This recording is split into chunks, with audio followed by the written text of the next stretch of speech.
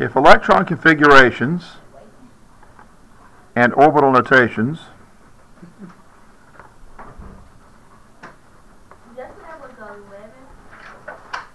what? Yesterday was the 12th, today's the 13th. Are like, that like means they're not really these things, but they're similar to or have a similar appearance or something, are like inventories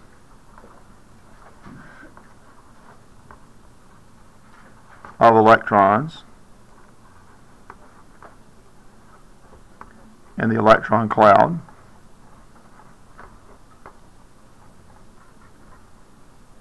That's a C right here, cloud. Quantum numbers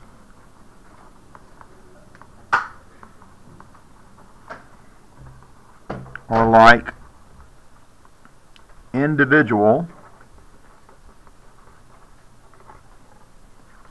addresses for each individual electron.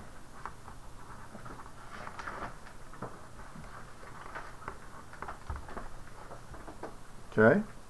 So inventories don't assign an actual specific address for everything in the store, but if you had an address for an individual thing, like barcodes might tell you something like that, okay, then you got an individual address. Like you have an individual address. Everybody in here. Okay? Huh? Yeah, like your home address. Let's see, you got part of your address is the state, part of it's the city or local area. You got a street address. Well, that's kind of what quantum numbers do for you. Okay? Now, you only have to know in this class about the first two quantum numbers. There are different categories of quantum numbers, and we use symbols to, instead of labeling this first quantum number, and there's a big word for that, first quantum number. You don't have to know the big word. We use a symbol for the first quantum number, okay? So if we say, it's kind of like we're saying, if I write, what is the density, I might use the letter D equals, right? That makes sense? Well, when I write N equals, what I'm asking is, what is the first quantum number? Does that make sense? Okay, good. So the first quantum number, so that's my example, okay, of what I mean by this, okay? So the first quantum number, is that M or N? it's an N. First quantum number. Okay, we said it's symbolized by the letter N.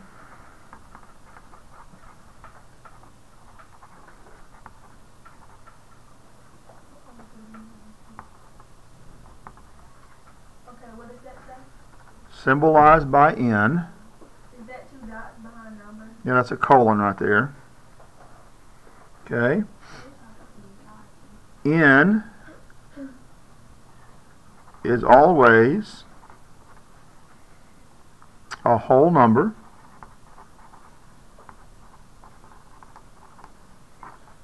from 1 to 7.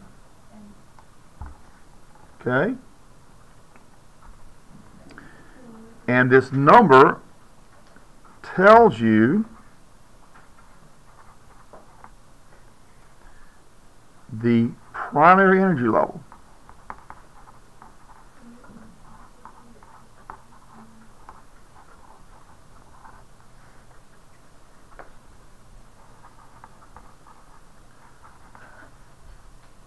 Where the individual electron can be found.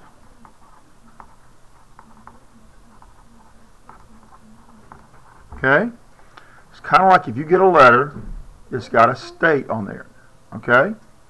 You get a letter at home, it's got the state you live in. So this is kind of like the state, okay, on your address. Yeah. Is that your or you? Yes, where?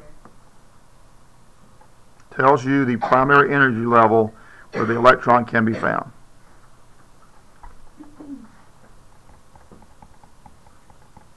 Okay?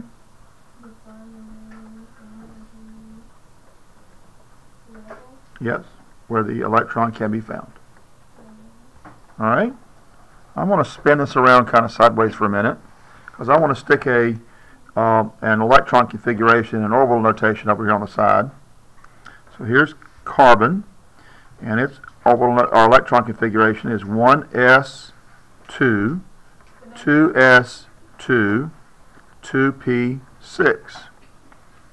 And its orbital notation, I have 1s and a box with 2 electrons, and 2s and a box representing an orbital showing 2 electrons, and 2p with 3 boxes because p sublevels have 3 boxes or 3 orbitals, and I put 6 here. It shouldn't be 6, it should be 2. I don't know why I did that. Probably because the p sublevel can have 6, but it should be 2p2 here, not 2p6.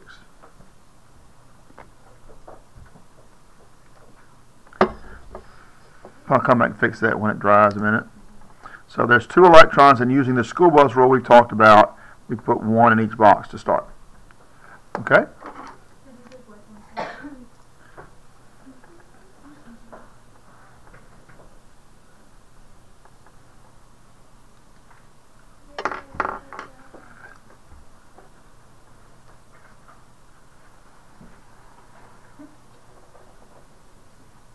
Okay. So this letter N is just saying that's what's following that is going to be our first quantum number. Like if I said D equals 8.34, it would mean the density of something was 8.34, and I need to have units of measurement. Okay. If I said small letter M equals something, that would probably mean the mass equals such and such, right? So that's what that means. So the number itself, not the letter, the number itself tells you what the primary energy level is. Okay? So if N equals 2, that means that electron must be in the second primary energy level. Does that make sense? So just like on your address on your envelopes, when you get mail at home, if it says SC on that bottom line, it means you live in the state of South Carolina. Very good. Okay? All right.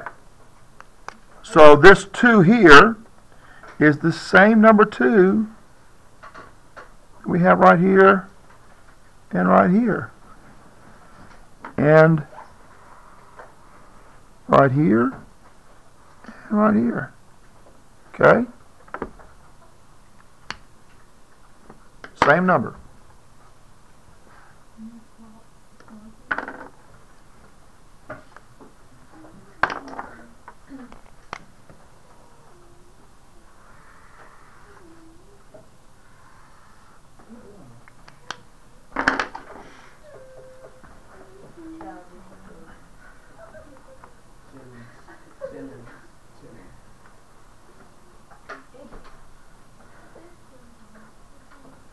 Okay, so the second quantum number is also going to be a number, but a symbol tells me which quantum number I'm talking about. Does that make sense?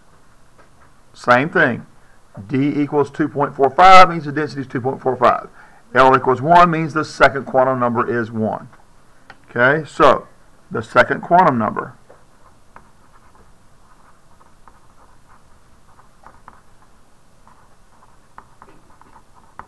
So we already know the electron configuration in the orbital notation.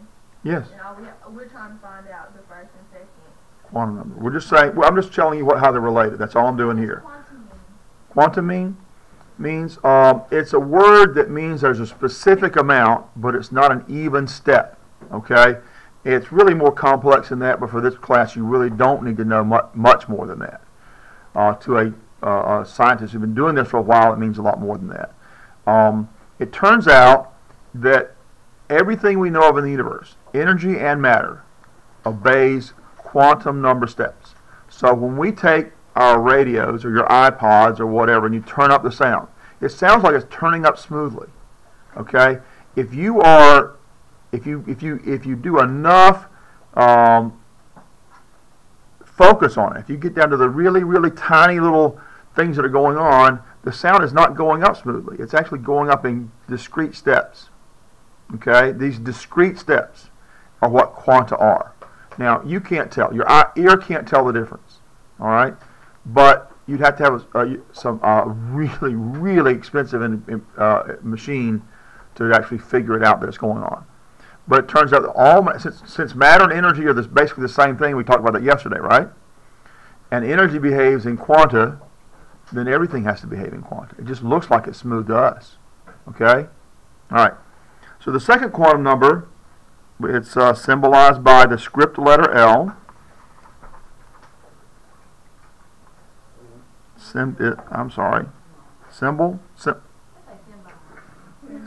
Oh, great, I can't spell.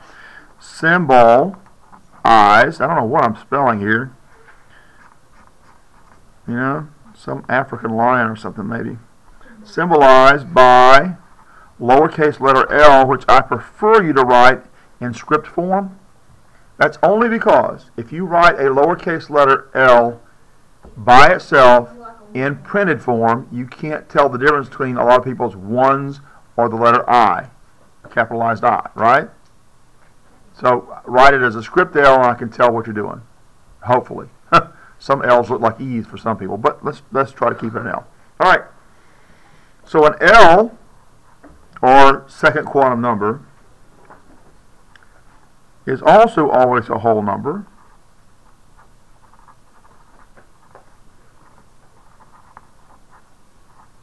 Starting with 0. From 0 to, actually, for us anyway, even in college, it's 0 to 3. And this tells you the sublevel. So these are the subscripts. I mean, the letter. Mm-hmm. You got it.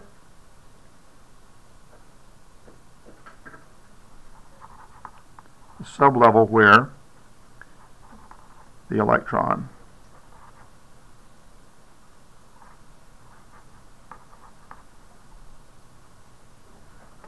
can be found.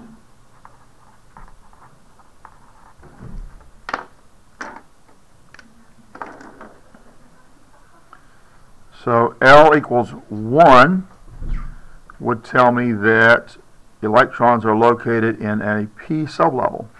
Now you don't have to know that. I'm just saying that that's what it does for me. So hold on, what did you say? You don't have to know that 1 is a p sublevel. You just have to know that L numbers tell you what sublevel you're in. Oh, okay. That makes sense? So it tells you you mean like what region of the regions have numbers? Yes. The regions of the periodic table have I'm sorry, not the regions of the periodic table so much, but the regions within the electron cloud have numbers. But we don't know that yet, right? This is all you have to know about quantum numbers.